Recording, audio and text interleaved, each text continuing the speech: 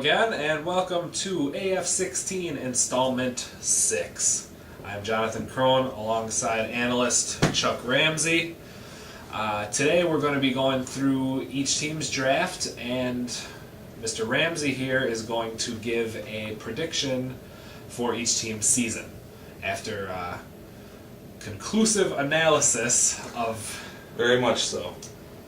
week in, week out matchups, head-to-head matchups, bye weeks taken into consideration, depth positions taken into consideration. He's come up with a win-loss for each team, and we're going to unveil that to you right now.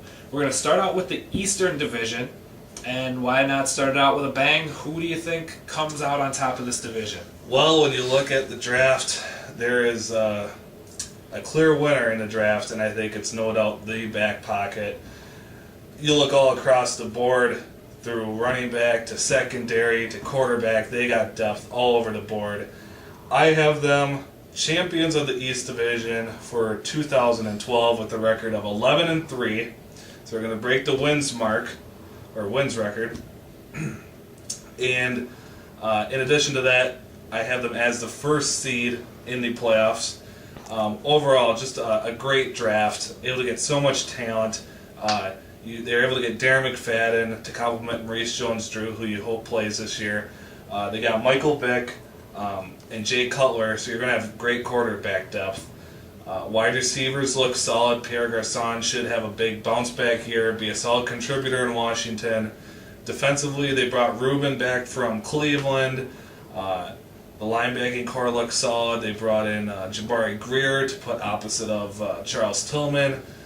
This team, wherever you look, is very solid. So definitely I think it's the clear-cut number one team in the league. Definitely see them making a deep run in the playoffs, and we'll get that covered a little bit later.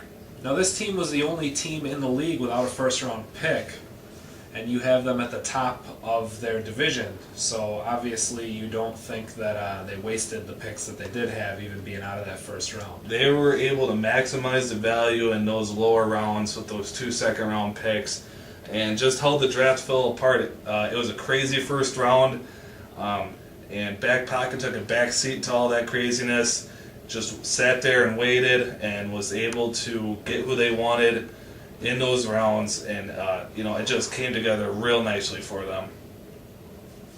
All right, well, if Back Pocket is the champion of this division, who is in second place? Second place I have with a record of 8-6, Team Grawl Boys. A team that not a lot of people have been talking about, a little bit of a dark horse, but I see this team going back to the promised land. Obviously, you got Ben Roethlisberger there at quarterback. You got Steven Jackson, who's a workhorse running back. And you got Sean Green, who, with the departure of LaDainian Tomlinson from New York, I have high hopes that he will have a good season and get lots of points there.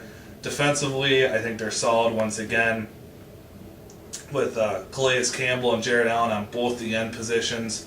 So, defensively, I think they got enough talent on the defensive side, more so than they did last year, to further make this a better team. Maybe they don't have as many wins as they did last year, but I think overall this is a good team that gets back into the playoffs and will be a competitor throughout.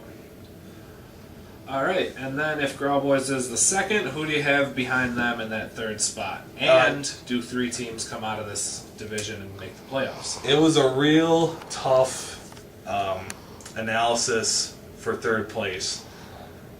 It's a very talented team in Manlytown, but I have them being on the outside looking in at a record of 7-7. They're the first team to miss the playoffs.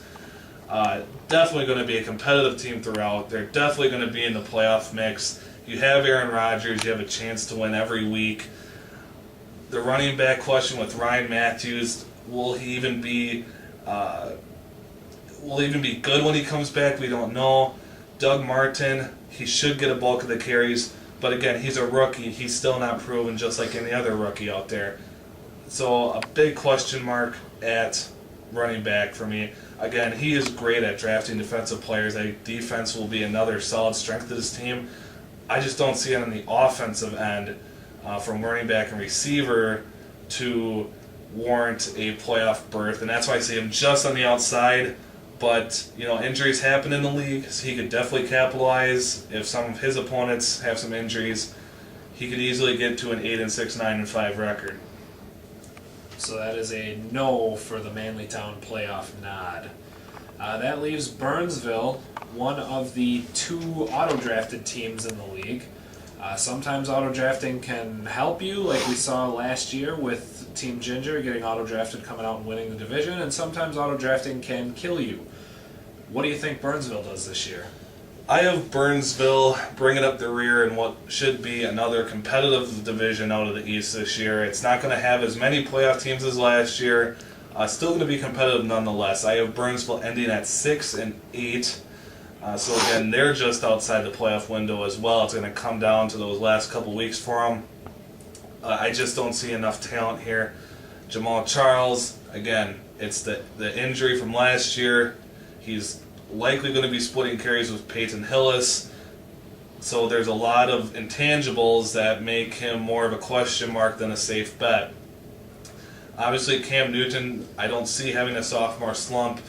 So he should really provide a lot of firepower for this offense. He's got great receivers in Miles Austin, Mario Manningham, and Andre Johnson. But I just don't see enough out of the running back core. You got Charles, and currently you have Javid Best, who might not even play this year. I'm really kind of worried about the depth behind Best and Charles. I think it's sort of a weakness, and can he overcome that? We just don't know. Defensively, it's sort of a wash. He's got a good back end on the secondary with Jason McCourty, Brandon Browner at the corner positions, and he also got George Wilson at safety. So you got some talent there, but I think you're lacking too much on the front end. Despite having Charles Johnson at the end, I still think you're lacking too much in the front 7 to have a consistent defense to get you into the playoffs. All right, so 2 playoff teams coming out of the East. Let's move on now to the Northern Division, home of 10,000 Suns, year 1's champion. I guess the question here is, does 10,000 Suns recover from that sophomore slump that they had last year and get back into it? Who do you think takes this division? Well, and how do they do so? I think first place, and it's going to be a nail-biter of a division, but I have first place going to 10,000 Suns with a record of 10-4. I think overall, you look throughout the team, they're fairly solid built. They got a couple weaknesses. Donald Brown, you don't know how he's going to do. The linebackers are not really any big-name fantasy stars. But if they can contribute solid week in, week out, they should be able to make up for not having those big, impactful linebackers. But you look at the D-line in the secondary, I think you got one of the top defenses overall in the league there. Offensively, obviously, this is going to be built around the pass when you have Harvin and Johnson and Steve Smith there. I think it's a real good team. It's going to be a real competitive division. This division looks real strong this year. And I think 10,000 Suns edges out the rest of the competition to win the crown and ends up being the 2nd seed in the playoffs. And you say just edges out, so that means you're not predicting Suns to run away with this division. Not by any stretch of the imagination. So that means there's going to be a close second place, and who is that close second place going to be? I have that second place also receiving a record of 10-4, and that is Reign Supreme. Now I have him at the 5th seed in the NFL or Arctic Fury playoffs, and again, he is. If you look at Team Ginger last year, you had Mike Wallace at receiver, you had Matthew Stafford at quarterback, and you had a tandem of McCoy and Foster at running back. I see a lot of that this year in Reign Supreme. I see Dwayne Bowe having a solid season. You got Fortan, McCoy, and you got, of course, Tom Brady. So you got the offensive side down for a championship caliber team. I do like Jared Cook from the tight end from Tennessee to have a solid year. Defensively, the D-line is weak. That's the weakness. If he can somehow supplement some D-linemen, maybe get a trade for a solid D-lineman, that will help a lot. But in the secondary, it's not looking too bad. They got Troy Polamalu, T.J. Ward back there. So the safety should contribute well, and I like Derek Johnson and Mason Foster from Tampa Bay. to get good production from the linebacking core. So I think the defense, if you compare it to 2011 Team Ginger defense, I think this defense looks better, and he's already got the offense. I think he does go 10-4, but I don't think the division record, being a competitive division, I don't think the division record between Suns and Supreme will be the same, which is why I give the edge to Suns in this case. But fifth seed, a very respectable seed for Reign Supreme at 10-4. I definitely see them in the playoffs this year. And that'll be good news for Supreme because he has been a team that has struggled to stay competitive over the last 2 years. And this year, according to your projection and prediction, is going to be the year that he puts it together. I do agree with you. There are a lot of shades of Team Ginger in this team this year. They say defense wins games, but that may not necessarily be true in the Arctic Fury Fantasy Football League. In third place in the North, who do you have? With a record of 8-6, I have the Vipers making the playoffs as the 7th seed. They lose out on the 6th seed to Growl Boys based on a head-to-head matchup earlier in the season. So Growl Boys at 8-6 do get the 6th seed. Vipers slide down one spot to the 7th seed. Another solid team for the Vipers this year. They've been playoff contenders the past 2 seasons. Veteran owner, knows what he's doing. As far as strengths of the team go, I think it's definitely at the front end. I think McGahee and Lynch will be kind of 2 dark horse running backs that will have good seasons. You have Eli Manning, who should have another 4,500-yard passing season, if not more. Defensively, he's got some good pieces. I really like Colin McCarthy at linebacker. I think that's a good pickup for him to head up that linebacking core. But there are some questions in the secondary, particularly at cornerback, that might not have the defense be as good as where he may want it to be. May be the subject of some losses. 8-6, still a winning record. Going into the playoffs as a 7th seed. I guess another consistent and solid year from Vipers is what I expect. And then that would leave Sunshine Love on the outside looking in, going back to we were talking about sophomore slumps. Are you predicting a sophomore slump for Love this year? I'm seeing you could say a sophomore slump based on what we see, or what I see as being a 5-9 record this year, but I think more of it is Love is a casualty of an extremely competitive and tough division. I think Love has a good foundation of a team with Fitzgerald, AJ Green, Tony Romo. These are great players, but in that tough of a division, I see her being on the short end of the stick at 5-9. If you put Love in, say, maybe the Western Division, I could easily see this team maybe being 8-6 back in the playoffs. So it's definitely a casualty of being in a very tough Northern Division this year. But I think, nonetheless, Sunshine Love will remain competitive. And again, injuries, you don't know who it's going to happen to. So Sunshine Love could easily get a couple more wins and maybe push for a playoff spot. All right. Well, then let's move on to that Western Division. The Western Division produced the champion of last season, obviously. Team Ginger, now known as New World Ginger. And you had predicted before, just based on keepers, that Ginger is not back in the championship this year. After the draft, do you see Ginger winning this division? Well, Jonathan, no, I don't see him getting back into that championship game this year. In fact, I don't even see him winning the division this year. I see at first place with a record of 9-5 the Jewish Jets coming out of this division, and they'll be entering the playoffs as the 4th overall seed. Again, I think this is a very solid team. Let's start with defense here. I really like Justin Smith and Damato. How do you pronounce it, Jonathan? Damato Pecco? Is that correct? Damata Pecco. Thank you. You got probably the best defensive tackle tandem in the league with those two. So that's really going to anchor a solid defense. The back end, fairly solid throughout. So not many concerns on the defensive side. Should hold up its end of the bargain. Offensively, it all starts with Peyton Manning. The season kind of rides on Peyton Manning, and the more and more we see him in preseason, training camp, practice, he's looking to get better and better and better. So I really think Peyton Manning comes back to form. Maybe gets 3,500 yards passing. Maybe he surprises people, gets 4,500 yards. And Peyton Manning was a shocker in the first round. If Matthew Stafford going first overall was the shocker of the first round, I would say Peyton Manning going second overall was a very close second place of a shocker. Absolutely. I know a lot of us did not see Peyton Manning going nowhere near the top 5. Especially not to the Jets, because just hearsay all offseason was the Jets like RG3, Jets are going to take RG3, so in the draft I was watching, expecting RG3 to be the second one off the board, and sure enough it was Stafford. And so, Manning. Stafford was off the board. We thought he was going to be on the board. So he was taken off, and boy, that really threw everyone for a loop. What a crazy first round. So he takes Manning. He's going to live with that decision, and it should pay off.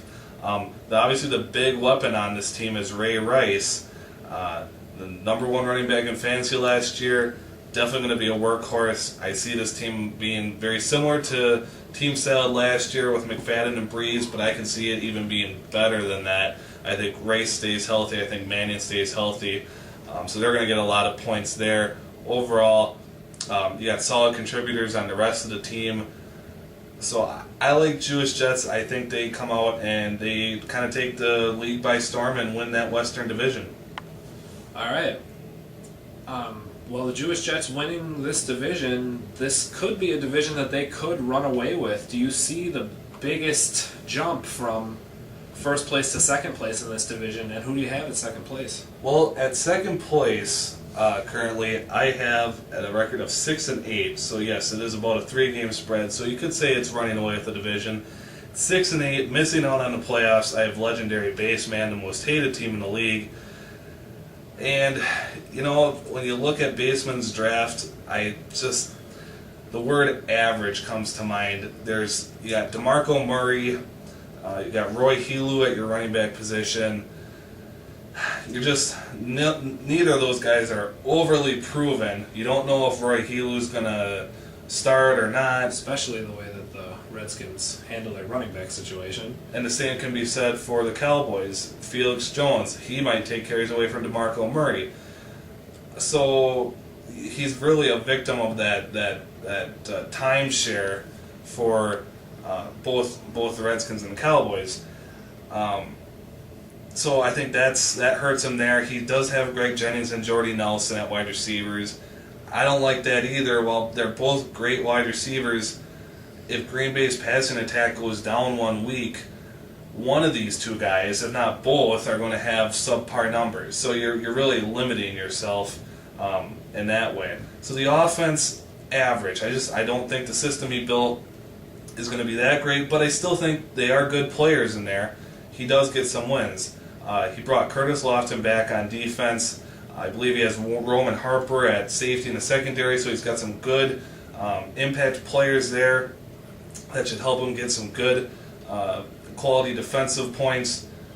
So, I mean, he's going to be competitive, but I just don't see enough there to warrant a playoff berth. And just the schedule is very tough, too. So, I mean, that plays a factor into it as well. Not favorable matchups during the bye weeks. So, 6-8 is where I have him standing right now. And the bottom part of this division is one of the weaker parts of all divisions, so it could be really anybody's game to move up, move down. And third place behind Baseman would be... At a record of 5-9, I have the Spooky Gnomes coming in at third place. Again, a game behind Baseman. And again, this is a team that also sort of says average, mediocre draft. There's some quality players, but there doesn't seem to be a real big star on this team. And I think that's what Spooky Gnomes is lacking. They're looking for a big impact player on one side of the ball or the other. He did get Phillip Rivers, who people have said, well, is Phillip Rivers always going to be this way for the rest of his career, or is he going to go back to those elite 4,000 plus yard numbers? We just don't know at this point. running back is really the biggest question mark of any team in the league. You got Ahmad Bradshaw, who might split carries with David Wilson, and he's an injury liability. And you have the same thing with Beanie Wells, who might share time with Ryan Williams, and he also gets injured. A lot of questions there. He does have Brandon Lloyd, a solid wide receiver, but again, he had an off year last year. Was that 1,400-yard season in 2010 just a flash in the pan? We don't know. And Antonio Gates is getting up there in age. His production is going to start being questioned. So you don't really have the big bright spot on the team. If there is one, it'd probably be on defense with D'Angelo Hall. Obviously, he's a great talent for the Redskins. He did pair Tremont Williams, another solid corner, so you got a decent secondary going there. He also brought in Reggie Nelson, so I think secondary is probably the strongest position on this team. That being said, secondary, you don't want the strongest position on your team if you're going to be real competitive. So I think he is going to be competitive. He's going to be in games, but it's going to be, I think, a lot of close losses for the Gnomes. It's just it doesn't go his way this year. And also, much like the base man, but maybe to even a larger effect, you have Phillip Rivers, Robert Meacham, and Antonio Gates. So if that bye week comes around, that's going to be and devastating. if San Diego's passing game is down for the week, you got 3 players doing bad instead of maybe just one. That leaves Ginger, the champion last year, in last place in his division. What is his record this year? It is going to be a free fall for Ginger this year. You look at the draft, and he totally neglected wide receiver, one of the key pieces to any successful championship team. You look at the team from the start, you got Arian Foster, solid running back. Very good. You got Joe Flacco, who in my mind is an overrated quarterback, but he should get some solid yardage, but he's not in that elite category. And you also got Fred Jackson, who looked like he could be an MVP candidate after the first 5-6 weeks last season.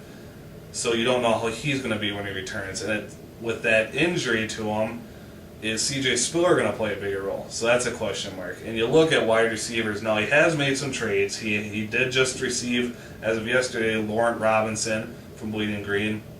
And he also received Steve Johnson. So that boosts up the wide receiver core a little bit, but at the expense of his defense. He lost Kenny Phillips and Tyvon Branch, 2 starting safeties. He lost Asamoah's corner, and he did lose Mario Williams, who was looking to anchor his defensive line. When you take those guys out of the pitch, your defense is now extremely depleted as far as talent goes. So I think he sacrificed too much to build up wide receiver, and he's going to try to go back to just a poor defense to get wins and just relying on offense, but the offense is just not there this year. And the other problem I saw when going through the schedule is when he's at full strength, he's playing these other top-tier teams at full strength, and when he has his bye-week players out, he's playing some of the weaker teams, and it becomes unfavorable for him. He doesn't, at full strength, he just doesn't have the firepower to keep it with a back pocket, a 10,000 Suns, a Reign Supreme. Those are all losses there.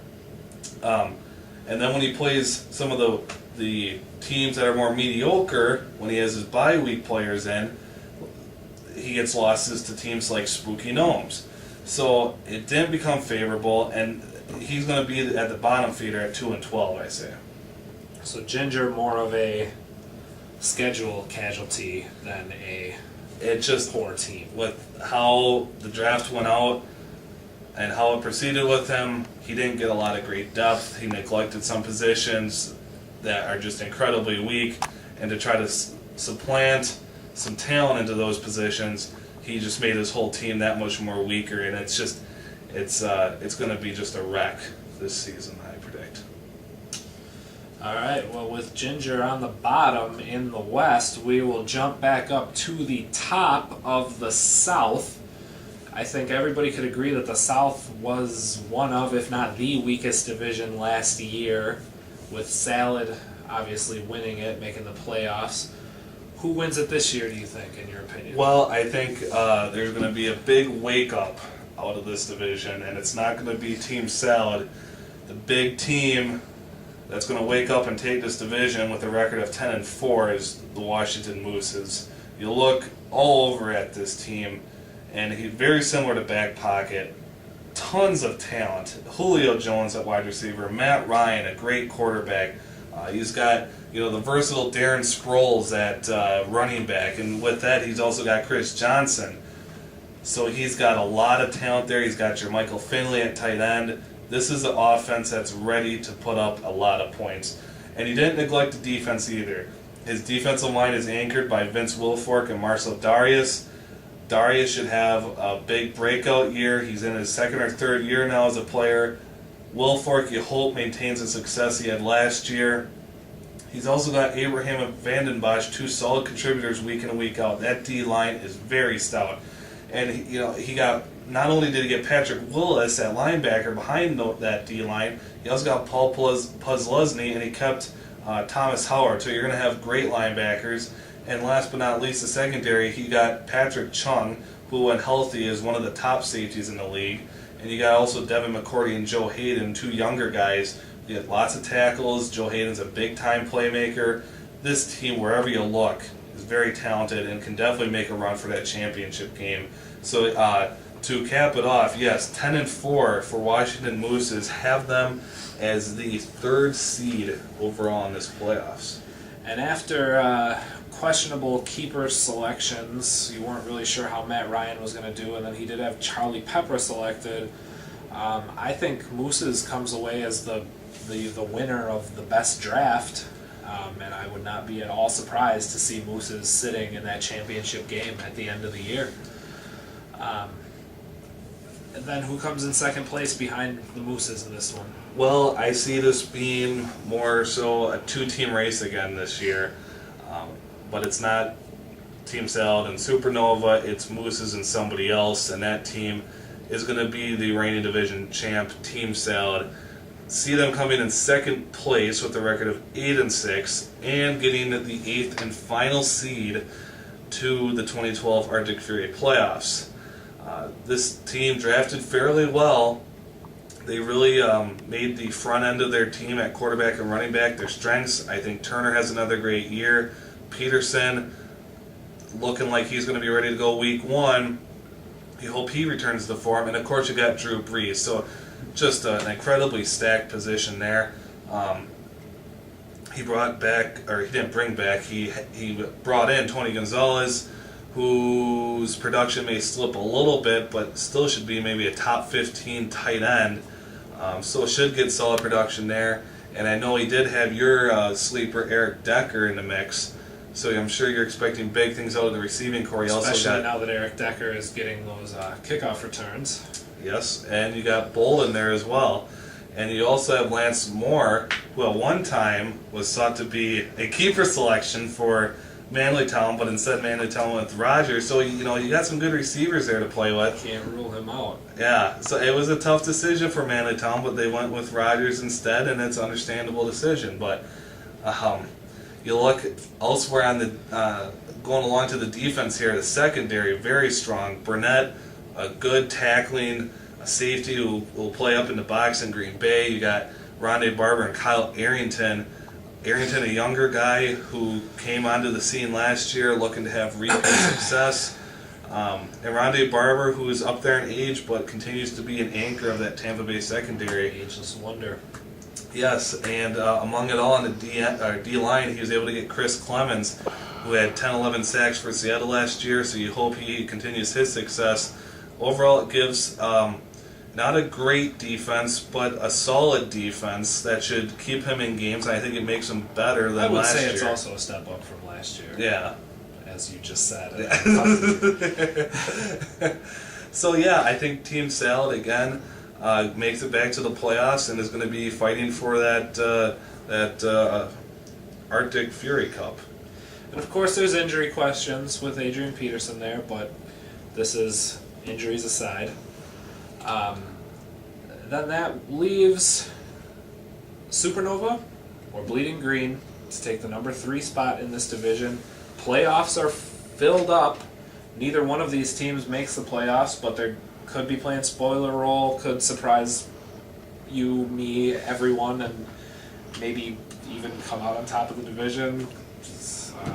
Anything's possible in Arctic Fury League. Come above, salad there. Who do you think has the third spot there? With a record of 4-10, I have Second Street Supernova taking that third spot, and I think It's a pretty big fall off from last year. yeah, well, four wins less, and looking at this team, I think they do play a spoiler role. I think this is a solid team, but he's got a tough schedule, and I just don't see enough pieces in place to make any sort of playoff push. I see this being a rebuilding year. Maybe he keeps Stafford at the end of this year instead of Welker and builds for next season. And that being said, Stafford, the number one pick, you're going to have a great quarterback. And he did make it through one season healthy, but let's not forget there's injury risk there. You hope it doesn't happen, but it's out there. Again, the wide receivers are very good. You got Wes Welker, Des Bryant, Hakeem Nicks. I would say that those are some of, if not the best receiving I would say in the core top three, in in the league. the league. So, I mean, that's good, but the maybe not as questionable as Spooky Gnomes is the running back core. You're going to have Isaac Redmond and Reggie Bush. Redmond looks like he's going to get most of the carries for Pittsburgh. Reggie Bush, you do get the return value if Miami does decide to use him in that return role. And he can play out of the backfield, so you got sort of a Darren Sproles versatility. But will Daniel Thomas tear too far into his carries this year to make him a viable fantasy option? And that's another question that we don't have the answer to yet. So I see you got a great wide receiving core, you got a great quarterback, Excellent. but the running back end is just too weak. And defense, I just don't see the defense holding up. This might be one of the worst D lines in the league. It just you got Casey Hampton, who's a great player in real life, great run stuffer, but just doesn't put up the fantasy points in that system. Same for Justin Bannon. You do have Elvis Dumerville, who can play that linebacker, defensive end, tweener position. But with Von Miller there, does Von Miller reap the rewards of Elvis Dumerville's presence, or will it be vice versa? That's the one strength of his team on the D line. At linebacker, you have Clay Matthews, who was really the only pass rushing threat for Green Bay. And teams knew it, really shut him down. So you're taking a risk there. You do have Bryant Urlacher, but as he's getting older, he's getting injured more often. Also battling an injury coming into the regular season. So you hope he stays healthy. But eventually he's going to up there in age too. So is he really going to maintain that significant production we're so used to seeing out of him? In the secondary, you do have Charles Woodson, which is probably your best overall player on defense. But around him, Ed Reed, Charles Godfrey are real questionable players. Ed Reed, obviously maybe a Hall of Famer, just doesn't put up the fantasy points unless it's an INT return for a touchdown. Charles Godfrey, a young guy, still unproven. Does he burst onto the scene this year? I don't see it yet. He's got the number one kicker, but that's not going to be enough. He does have Patriots coach, should get him some solid points. Overall, I just see this as a team that plays a great spoiler role, can be dangerous, can be a trap game for a lot of teams, just doesn't have all the pieces of the puzzle this year.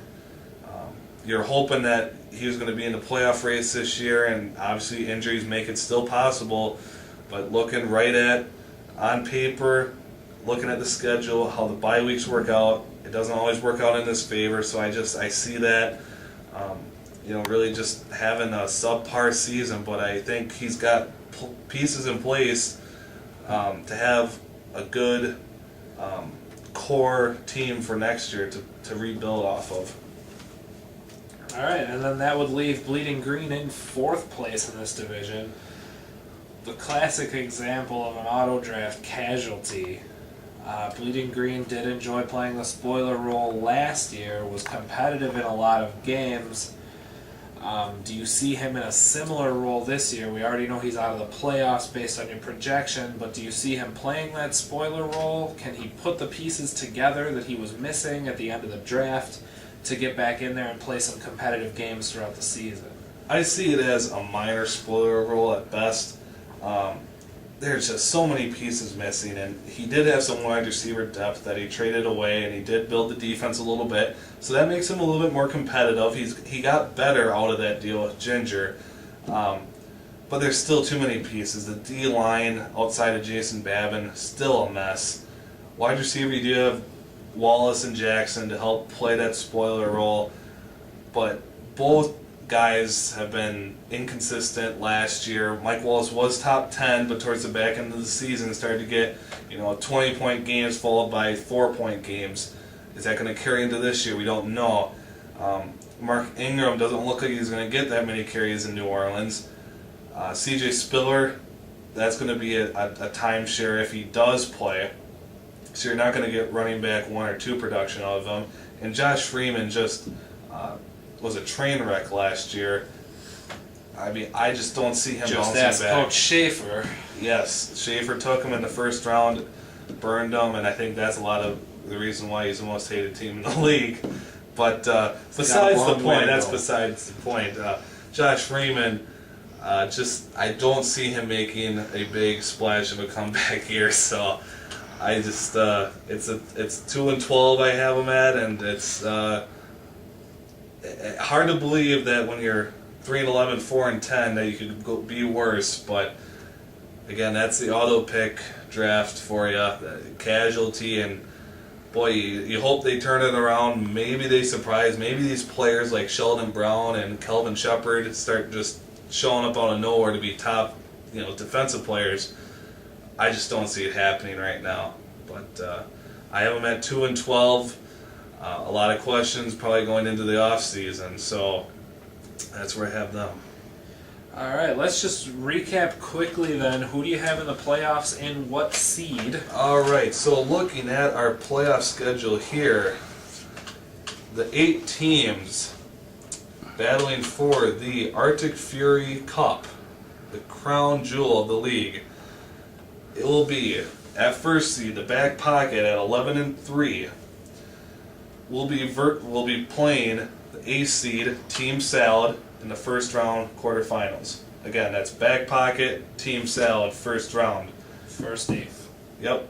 The 2-7 matchup consists of 10,000 Suns playing division rival the Vipers as a 2-7 matchup. Very interesting. They're going to be playing for a third time. So that'll be 2-7. 10,000 Suns, number 7 seed Vipers. That's a 2-7. Going on to the 3-6. The 3-6 is a 10-4 Washington Mooses playing the 6th seed Team Growlboys in what should be an interesting matchup of sorts. Should be very competitive. That's going to be the 3 and the 6. Again, Mooses, Growlboys. And as the 4-5 shows, it's going to be the Jewish Jets. They're going to be hosting Reign Supreme, who is 10-4, the 5th seed. So 4th seed Jewish Jets, 5th seed Reign Supreme. All right, and just quick prediction here. Who do you see as the 2 teams coming out of that, getting into the championship round, and who takes it? So looking at the quarterfinals, I have the back pocket advancing past Team Salad. So 1 beats 8, back pocket's onto the semifinals. 2-7, it's going to be a close one, hard fought, but I have 10,000 Suns advancing over the Vipers.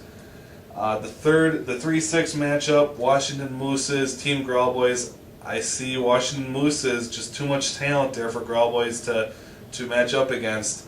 They're going to be taking on 10,000 Suns in the semifinals. And for the 4-5 matchup, I have Jewish Jets winning, going on and facing the back pocket as a 1-4 matchup. So the top 4 seeds all advance past the quarterfinals. Going into the quarterfinals, I have back pocket, the 1st seed versus Jewish Jets. It's going to be a very tough game, but I think the home field advantage helps the back pocket. They advance to the championship game, and I see the 2-3 matchup being even harder to predict. I see maybe a half-point margin of victory here. I see 10,000 Suns just edging by Washington Mooses to head into the championship game. And it's going to be a classic 1 versus 2. I see Back Pocket coming away with the 2012 Arctic Fury Cup to be crowned the champion of 2012. And we'll celebrate, I'm sure, wildly. All right. Well, that will conclude our draft review / season prediction show. We will see week 1 for week 1 predictions. Good night.